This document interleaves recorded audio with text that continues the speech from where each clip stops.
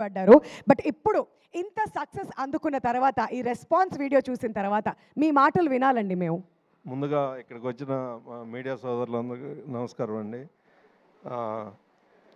చాలా హ్యాపీగా ఉంది, ఎందుకంటే సంక్రాంతికి మాకు పెద్ద బ్లాక్ బస్టర్ ఇచ్చారు.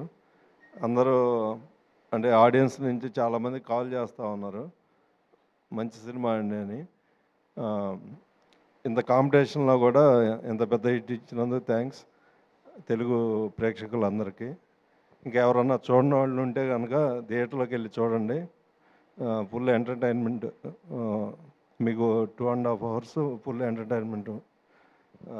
అలాగే మా హీరో గారికి, రవి గారికి, డైరెక్టర్ కిషోర్ గారికి, మా సినిమాలో సునీల్ అన్నకి, కిషోర్ మన వెన్నెల కిషోర్కి, డింపుల్కి, ఆశిక, మురళీధర్ గౌడ్ గారికి, త్రినేత్రకి, ప్రసాద్ గారు, మా ఆర్ట్ డైరెక్టర్ ప్రకాష్ గారికి, మా సినిమాలో పనిచేసిన ఆర్టిస్టులందరికీ చాలా చాలా థ్యాంక్స్.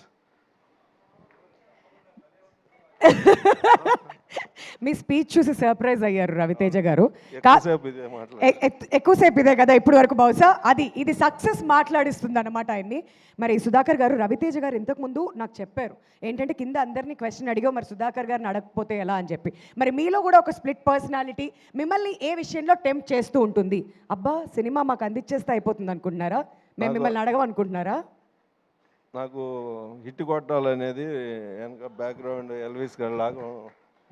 వావ్, ఆ టెంప్టేషన్ కూడా ఇప్పుడు నెరవేరింది.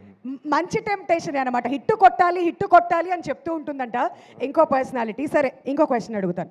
మీకు రవితేజ గారి డాన్స్ నచ్చిందా, లేదంటే కిషోర్ తిరుమల గారి డాన్స్ నచ్చిందా?